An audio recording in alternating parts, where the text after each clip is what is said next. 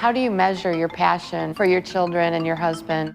I think this is a woman who clearly did not want to have children. And I think that she's doing a disservice to her children, to her husband, and to herself, and especially the family unit as a whole. I thought that her point of view was sort of silly. You can't actually compare the type of love that exists between two grown adults and that bond that you have between a mother and a child. The way she puts her husband on a pedestal is dangerous because she loses him, her whole world crumbles. What she said might seem hurtful to her kids someday if they ever read that. She shouldn't have had children if that's how she's gonna feel about having kids. I think Ayelet has an obsessive relationship with her husband. I think Ayelet really needs to reclaim a sense of self. I questioned Ayelet's security in her marriage. I thought Ayelet's article was goofy. My children are first. My husband and I come second. It makes me think, what are her children, chopped liver?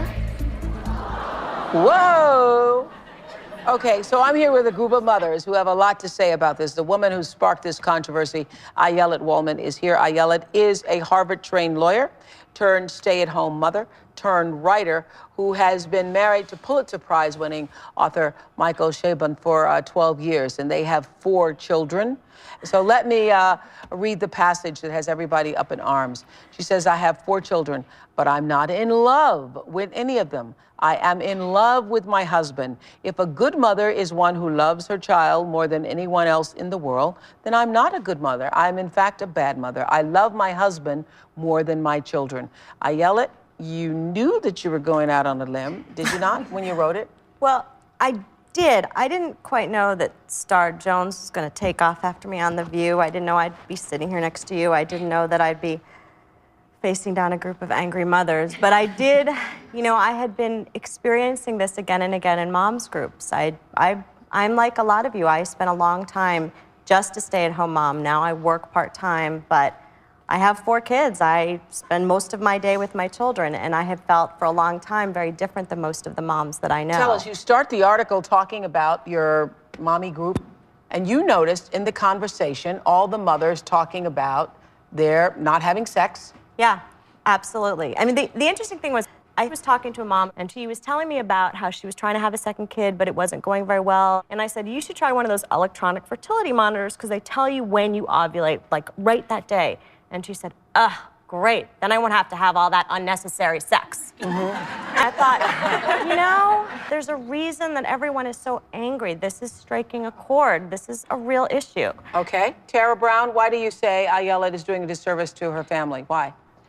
Well, I believe that children are such a gift, and I think that there is a healthy balance that can be formed with the family, not necessarily putting one above the other per se. Oh, I think that's a really good point. And I think so many women today have become so focused on their children. They've developed these romantic entanglements with their children's lives, and the husbands are secondary. They're left out, and the romantic focus is on the children. I mean, you guys know Valentine's Day at your kids' schools. What happens on Valentine's Day? All the moms come in with, perfect frosted pink cupcakes that they've made with their kids. Well, what's Valentine's Day? Is Valentine's a day to make cupcakes with your children? No, Valentine's is supposed to be a day about, romantic love. I know you guys probably don't believe me, but I love my children as much as any of you loves your children. But my husband is the focus of my romantic devotion, and he is the one I am in love with. He is the one I feel ardor for. He is the one who quickens my heart. Kelly, you say you had a light bulb moment. Kelly? Oh, I just realized I've given all my energy and passion and love into my little girl. And I don't think that's wrong, but the article made me see that I need to give some of that to my husband too. He needs me as well.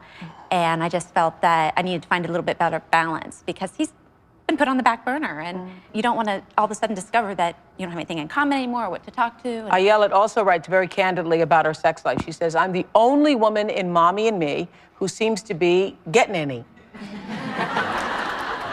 I have to say, you are the only woman I have ever heard say this, because I talk to women for a living, and all I ever hear is how women are sick of having sex. They still love their husbands, but they're sick of having sex with their husbands, and everybody's so tired. Oh, they're so tired. Everybody's so tired, and they spend so much time with the children. They're so tired. And love my husband, but I could care less if I ever had sex again. Okay. Who is this? Who that has sex? Who watches TV when you're having sex? Who is that? Okay. You know what? What I have said is that Wait, what are you watching on TV? Are you watching Wheel of it's Oprah. Or Wheel of Fortune. You're watching Or Wheel of Fortune. Okay. No, I said on the occasion that I am just too exhausted after the third night in a row, I may watch TV. While you're having sex? While he does his business. He said she was having sex. But I'm satisfying his needs. No, you're Okay, I appreciate and your... I can't be into it 100% of the time, all So the the time. TV's on and you're watching it and he knows it. And it's okay. And it's okay. No, It's okay. I think this is really true. And the thing is, what I would hear in these mommies group is, well, men are different from women. Men need it more than women. And the thing, what I wanted to say is, if you think that's true, do you imagine that the men are just not doing it? I mean, what? I don't want to. I mean, Go there. Go ahead. Go there. Do you No, really? go there. I mean, I hate. No, go there because I was going to so- say this. I just did a show just like this. I was sitting in a room for 2 hours with all husbands who cheated. It's so interesting. You all should watch that show because all of the husbands talked about women, their wives, who gave everything to the children and to everything else and not to them. And I think that wives and mothers think that their husbands should understand. I've heard women say that they should understand, well, my child needs to be nurtured and taken care of, and you don't need to be nurtured and taken care of the way they do. So you should understand that my attention is gone to that person. Am I right? Yeah. Okay, now let me ask you, did you all notice, was there a shift after your children came? Oh, yes. Yeah. There is Yeah. a shift. Yeah. Okay, was there anybody here going to admit, other than you, that you have put your husband on the back burner? Sometimes. Sometimes. But I try to be a loving wife. And the days that I say, okay, tonight's your night, honey. But if we're in the middle of lovemaking and I hear one of the children scream or anything, my maternal instinct kicks in and I'm out the door. Hey, catch you later. I go to a baby when he's crying, but at the same time, that's not what I'm talking about. And I don't just think it's about being tired. I think there's something deeper. I think there's... I don't mean just physically tired. Yeah, I'm no, not exactly. talking- yeah. But I see so many people that I've seen, Mommy and me, and I see so many of my friends, and I see so many of the women that I know who have left demanding, exciting careers and have chosen to stay home. There is this kind of dissatisfaction sometimes that translates itself sometimes in some people to a kind of low-level anger. And I think there is a kind of depression that some people are experiencing when they've taken all their ambition and all of their focus and shifted that to their children. And I see so many of my friends who are not, it's not just that they're tired from the exhaustion of having children. It's not just that they don't want to have sex. I think sometimes they don't want to have sex with their husbands. Okay, and do you think also, too, you say that sometimes the wife's passion has been refocused from their husband to their kids? Right. But why do you say that you can love your husband and not your children, though? No, you've absolutely misunderstood. I did not say I love my husband and not my children. You said, I'm sorry, you said that you love your husband, but you are not in love with your children. I'm not, absolutely. Okay. I'm not in love with my children. What I'm saying... What does that mean? Wait, let me explain it. What I've seen is that we are totally out of balance. So many women have taken our children, we've replaced them as the objects of our romantic entanglements, and instead of having our partners, we've replaced them. Now listen, sex is a symptom of this. I'm not the woman who says, wrap yourself in some beautiful saran wrap and greet your husband at the door. The sex is a symptom of what's happened when marriages are so focused on the children that you lose sight of your partner, and you have to start thinking about, when's the last time we took a date night? Okay. Sex before children, it was wonderful. It was all the time. After children, it was non-existent. your marriage changes so drastically when you have kids. Like after you have 4 children, my libido is just shot. I don't show as much interest as he would like because I'm so much on autopilot, you know. You just feel like, okay, tonight I know I'm going to need to have sex. But then the next day, you're free. We go out once a month and we hang out with the girls, and it's a joke amongst us, you know, whose husband's gonna be waiting up, you know, and we're dog tired. We stayed out way too late. We pull into the subdivision, we look to see whose house has a light on. And our light on means that our husbands are waiting for us to have sex. Okay.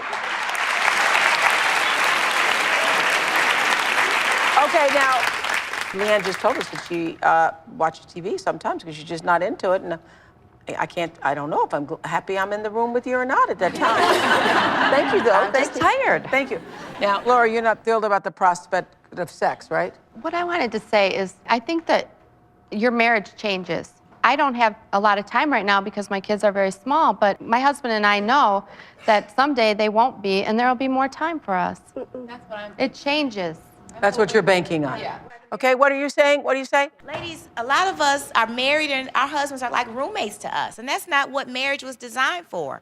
Yes, I love my children. I have 2 beautiful girls, but I love my husband. I agree with you. When our children grow up, they're gonna go to college, they're gonna grow up, and they're gonna leave the home. And our husbands are gonna be left there wondering what happened all of those years that they were there. And so we have to, yes, find balance. And I believe that the husband is first priority. I've been married 30 years. I've been married for 30 years, and this is my youngest child, Lisa. And my husband came home from work one day, and he sat at the dinner table, and I was nursing my firstborn, and he came home and he said, "I've lost my best friend." And I looked at him and said, "Who? Who's your friend? I mean, who'd you lose?" I was just felt so bad for him that he lost this best friend. And he looked at me and he said, "You."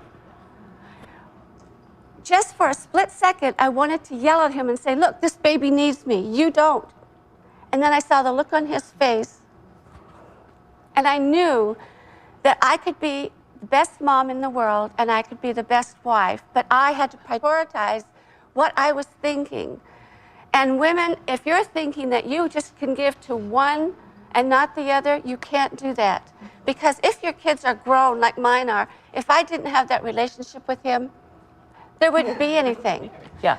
But my we point, have... This is one of the things I've learned.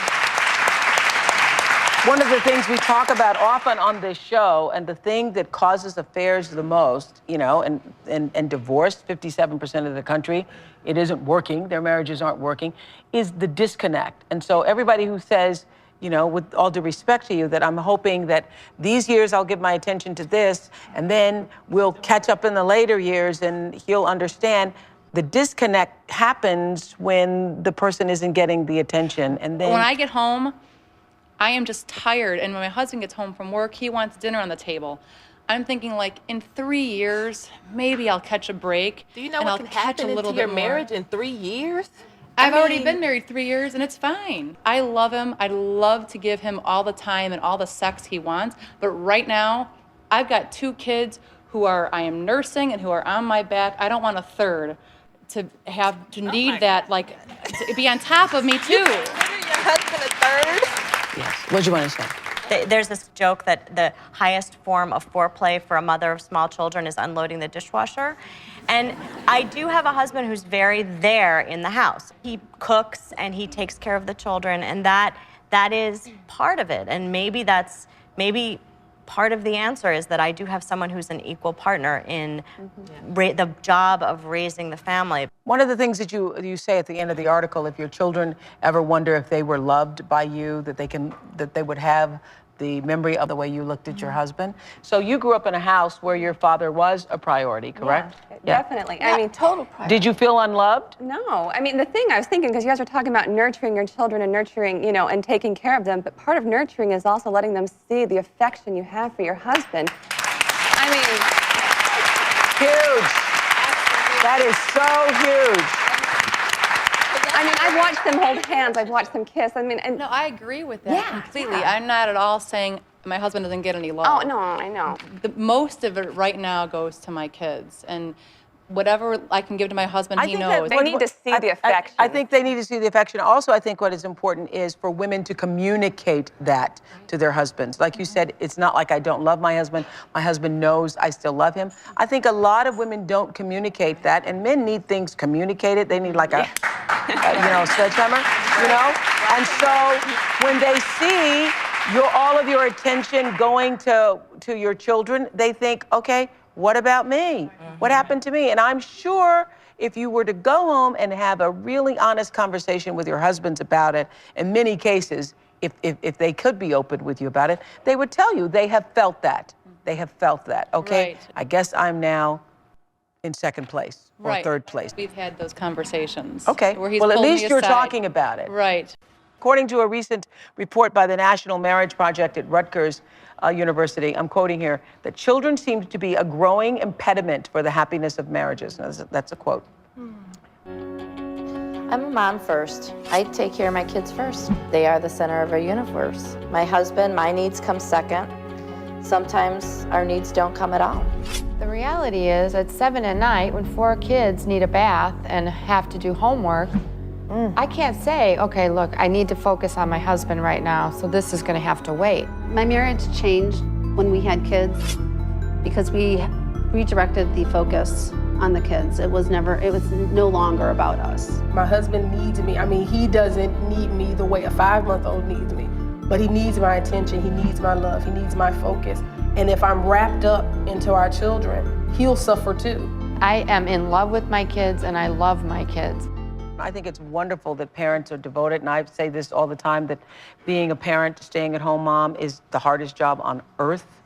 But what kinds of kids are we raising now? Everybody is seeing these children who, for one reason or another, because they have been given so much attention, think that they are the center of the universe. You know, the center of the universe. Schools are filled with these kids.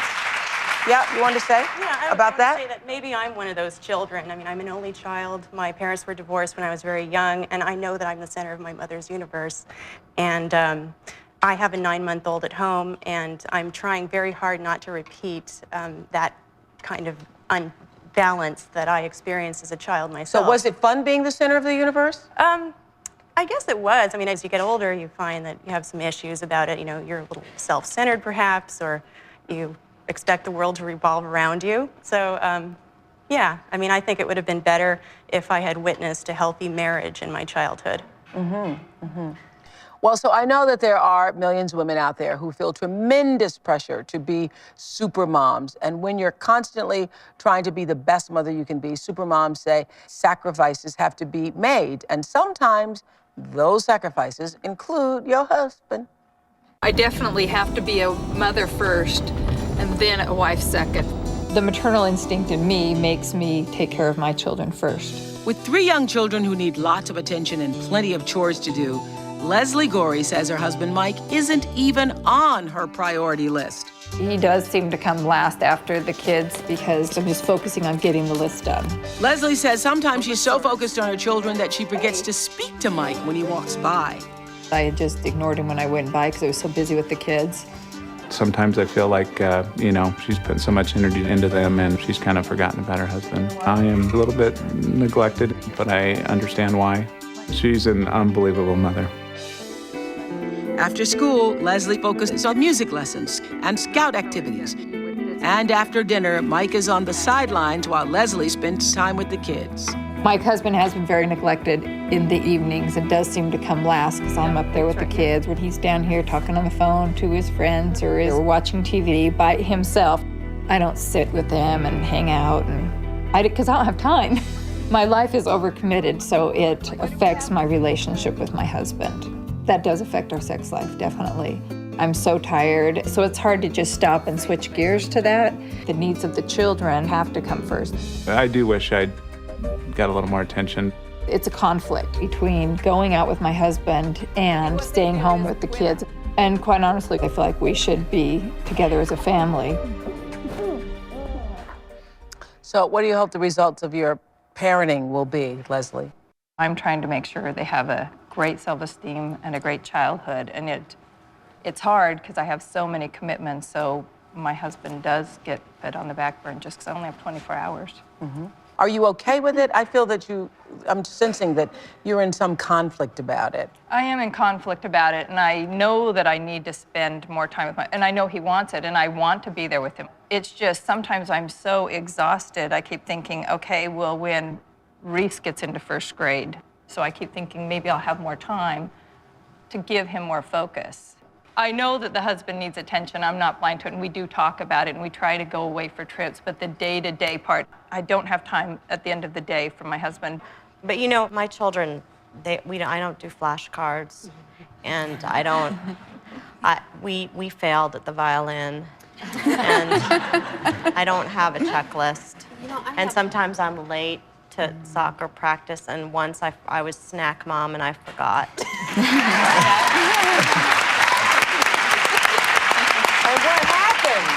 Oh my God, you've never seen such angry faces. I drove at the speed of light to 7-Eleven and I bought things with partially hydrogenated vegetable oil. When your husband was in the kitchen with you, when you were doing flashcards, and he had said something to the effect, you know, I feel neglected, and then he went downstairs to watch TV. Have you ever thought of doing those teachings at night together? That would be great, but my husband actually likes to have he has his little TiVo thing going on downstairs. He wants to watch his shows, which I think most men want to sit there and watch some of those. I'm We'll not get to a a man person. later. Yeah. Okay. Yeah. I want you to meet Muffy, who calls herself a slacker mom. After deciding to ditch the supermom rat race, she's written about this in Confessions of a Slacker Mom, is what she calls it. So Muffy is convinced that by slacking, her kids are way better off now, correct? I hope so. I mean, they're only 5 and 6, so we'll have to wait and see. You know, we all want our kids to succeed, and I'm no different. I really do want my kids to succeed, and even though I call myself a slacker mom. I want them to be happy. My question is, what is going to get them there? And when I think about what has brought me happiness in my own life, it's the relationships that I have with other people, number one. That includes my husband.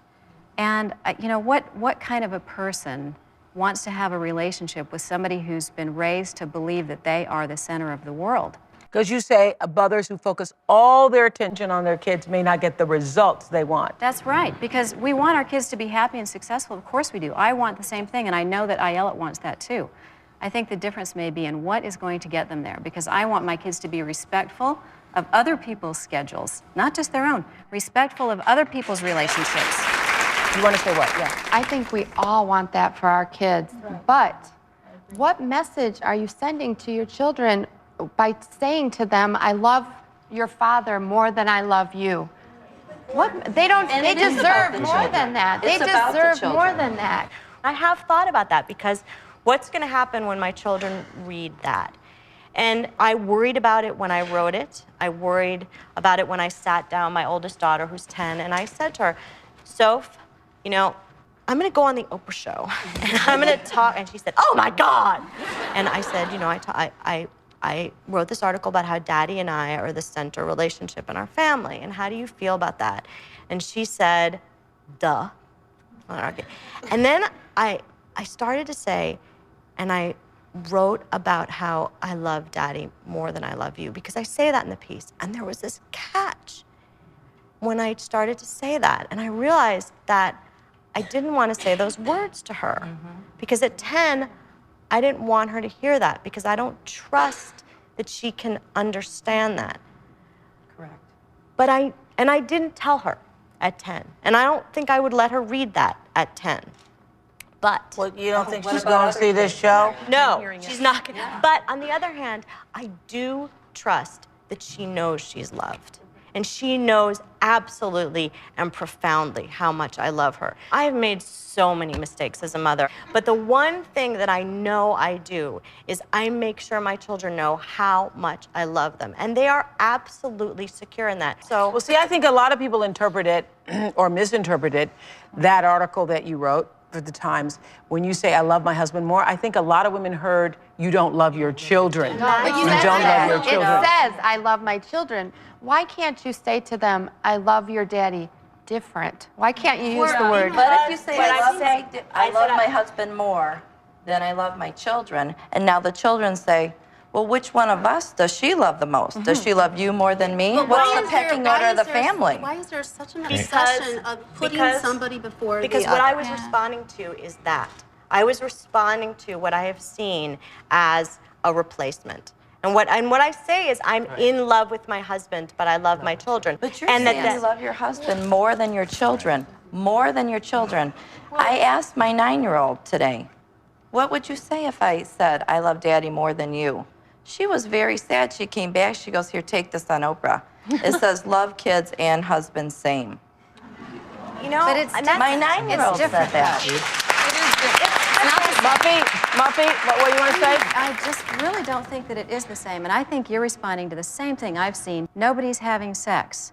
And they're, the women, even more sadly, are not lamenting the loss of it. Yeah. They wish their husbands would get off their back or their whatever.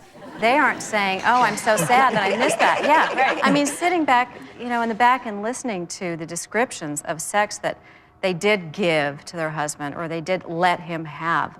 I mean, it just was so very sad. And I know what that's like. I let myself go there, too, after I first had kids. Let myself focus all of my love and attention on my children. Let my marriage go by the wayside. And I realized that sex had become another chore.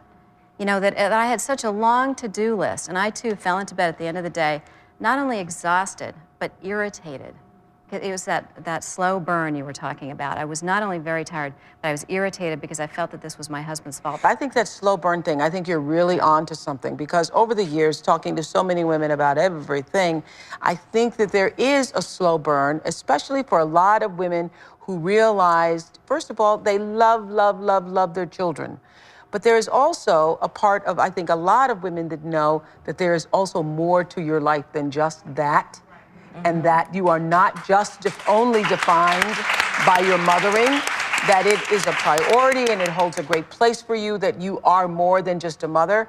But a lot of women are conflicted about what society says about that and what your own mother says about that and how you really feel about that. Yes, and it's presented as an all or nothing kind of a choice. I mean, women aren't just letting their marriages go by the wayside. They're letting themselves. Friendships, themselves, their health. Everything. They're letting a lot of what they really could contribute go by the wayside because raising children is presented as an all or nothing proposition, and I just don't think that that's logical. Okay. It's very hard to reconnect. We start a conversation, and then somebody's crying. Somebody needs this. By the time we're ready to talk, I'm sound asleep. I want to be married to my husband forever. And if we are running out of things to say at 9 years of marriage, what happens in the 15th year and the 20th year? You don't realize you're not talking until half the time it's too late. You realize I don't even have anything to say. When you have a lot of children, your marriage takes a back seat. Sometimes you wake up and you don't know who you're next to. Well, Lynn, a mother of 2, says her marriage is ending because she always put her children first. She says by the time she realized she wanted to make her marriage the priority, it was too late. Lynn? Yes, I do believe I did the same. I banked on my husband being there just from our foundation, from our faith and trust. And after 14 years of marriage, I'm facing a divorce. And that's the last thing I wanted for my 2 boys. And when you look back on what happened in the relationship, you think your prioritization was key here? Yes. Really? Yes. Yeah. I think balance is the key. Just learning the best way to communicate with your husband is key. Reconnecting there. Yeah. Communication is the key, because I think a lot of women think the men are just supposed to figure it out. I know. The year before, the divorce occurred, I really tried to reconnect, in our sex life and everything. This is the perfect time. I mean, my children are ages 8 and 11. Yeah. So it's a good time to just reconnect, and I tried to build that up with we did the date nights, for a week at the very beginning. But by that time, you'd already lost it. Is that correct? Yeah. You disconnected. Roland Warren is the president of the National Fatherhood Initiative, and he says, Roland, that there is a clear difference between the way Women and men think of their roles after they get married. Tell us about it. Well, I think, frankly, for men, the wife and the kids is all one package. We don't separate that out. That said, I do think that from a relationship standpoint, that one of the relationships has to come first. It's just the reality of it. And I think as a father and a husband for, over 20 years, I have to tell you something, and it concerns me because there's a perception I'm hearing here that somehow that you can wait. Well, you can't. I mean, strong marriages are like strong muscles. If you don't exercise them, they atrophy. So my view is that you do have to have a primary relationship here, and I think that that can be communicated to kids in a way that they can understand that. When a husband and wife work well together and it's a strong marriage, they create this kind of basket which provides security for children. I really would encourage the folks that maybe have a little bit different view to maybe take a different perspective and to really try to answer the question, what is it within you that is encouraging you to put that relationship that you fell in love with? I mean, that's the relationship you fell in love with. I'm pretty confident that when you saw your husband for the first time, you didn't say, he's got the male version of childbearing hips. That's why I want him. And I'm pretty confident that when he saw you across that crowded room and he saw your upper anatomy, he didn't say, you know what? She looks like she would make a good breastfeeding mother. Right? That's the primary relationship. And I think that if you can balance yourself from the perspective of putting that relationship first, building on that, that's the foundation. That's the foundation that gives your kids that security that they need. I think that ultimately that you end up with a better result. Okay, where's Chris? Well, Chris is Kelly's husband, and he says that since their daughter was born, Kelly's exhausted, and he still obviously wants intimacy, and he's afraid of losing what you once had. That is true. Yeah. I think it is difficult for the woman, and not that I'm neglected. She leaves me love notes all the time, so I don't feel as if she loves me any less than she did, but there has been a lack of sex. I try to be understanding, but as time goes on, you want to be intimate with your wife. I think intimacy is extremely important in a relationship. It keeps a close bond between you, and you have to nurture that somehow. Recently, we've worked together. We've communicated to each other that we do need to work on that, and we're starting to have some more date nights and just dinners, hiring a babysitter and getting out and trying to nurture it. I think I saw a study recently from the AARP that like 2/3 of the divorces that are for women who are 40 or above are initiated by women. I think a big reason for that is that you've allowed these relationships to atrophy to such a point that it can't be developed anymore. And if you build a situation where you've invested all of your time, all of your emotion, all of your focus, all of your intimacy, if you will, into your children. Which that is really what Ayala is saying. That's what she's talking is that about. the intimacy has been transferred to the children. Under the illusion. I realize that, but it says in the article, but I think I you're love my children. You're so fixated on those words. And I'm sorry, I think you need to listen to what Roland is saying, because Roland is saying something so clear, which is the focus, the big question of that article and the question of everything that everyone is saying is which relationship is the primary one. What I'm saying is, I don't think that we necessarily should be looking to our children to give us building blocks for marriage. They're 9 years old. Correct. They're 10 years old. They don't have the perspective of longevity. Correct. We do. And so to ask a 9 or 10-year-old about these things, in my view, probably is not even really the great question to ask them. Read. But I can tell you this. I asked my 21-year-old the same question, and that's the response. They understand how important that marriage relationship was to making sure that there was security. I think, what I view my job as a mother is creating people who are secure and creating people who have empathy for the world and creating people who are able to leave my house and go out to the world. And I want them to know that I'm all right without them. I don't want them to feel like they are everything to me so that when they leave, I'll collapse. I want them to know that I have my own identity, that I have my writing, that I have my work, that I have their father, that I have that love, that great love that I have for him, and that they'll be fine when they're gone. I think when we have focused all of our identities on these children, on these narrow tiny, delicate shoulders. It's a terrible burden for them. I agree with you that I think we agree that I think your number one job as a parent is to raise children who can go out in the world. And I think that maybe that's what we are all striving for. But we all admit now we have a Right. society that's done, in spite of everything that we know, a lot of people have done the opposite. You have more grown kids living, Yeah. coming back home to That's stay right. now Or staying than there. ever before. That's right. When the mother is doing everything for you, then that doesn't tend to make you independent. Right. It tends to make you dependent. I'm not doing one question I had with Eyelet's article. The one phrase, and I may have misunderstood it, but when you said, if, God forbid, one of them died, you know, I'd still have my husband. And to me, you kind of seemed ambivalent, like, you know, but I'd still have my husband because he's going to be the one that's there in the end, in spite of the fact that divorce rates over 50%.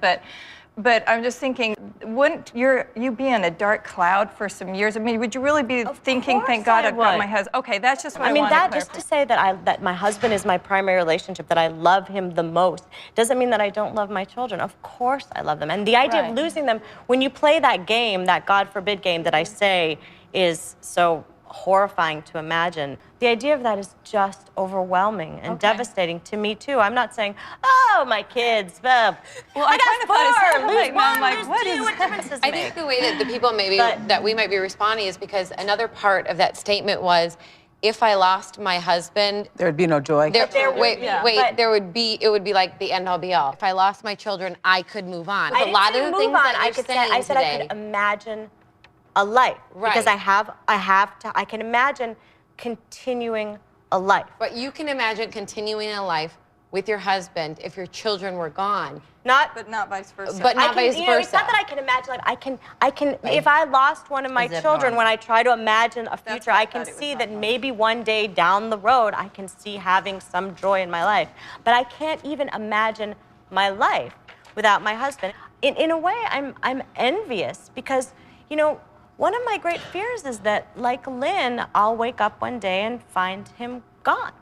You know, like Oprah's been saying, there's a 57% divorce rate. My husband is a successful novelist. They're 23-year-old writers throwing themselves at him all the time. I'm 5 foot tall and a little chubby, and I'm getting wrinkles, and maybe he's going to want to be with some 23-year-old sex pot. I think that there's a great balance. My husband and I have a balance where together we still have a great sex relationship. We don't funny feel that neglect. there's so many women who are having all this great sex when you all know when we're sitting in that playground and we're sitting in that mommy and me, I'm sorry, nobody's having any sex out there. So all the women who are having sex are in this room. No, There are a lot of women who can balance. It's epidemic, honey. It is. may be, So if I was to turn off the cameras and everybody would get real here, I believe most people in this room are not having sex even weekly.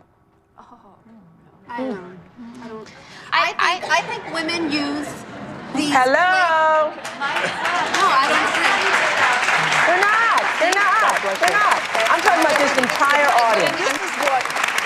What is the statistics, though, that 1 out of 5 couples says they have sex less than 10 times a year? This has been very interesting. I thank you for writing the article. I think it's wonderful that you can get us to think about these things in a new way. I know it was so interesting because walking in the room, I could feel the tension. You are like, so you're very brave because you really are one of the first people I've heard in years. I hadn't met you all to have this conversation, but I hear so many women saying they have, given up on sex and they wish their husbands would forget about it and go and do their business. So to hear someone who speaks so passionately about it the way that you do,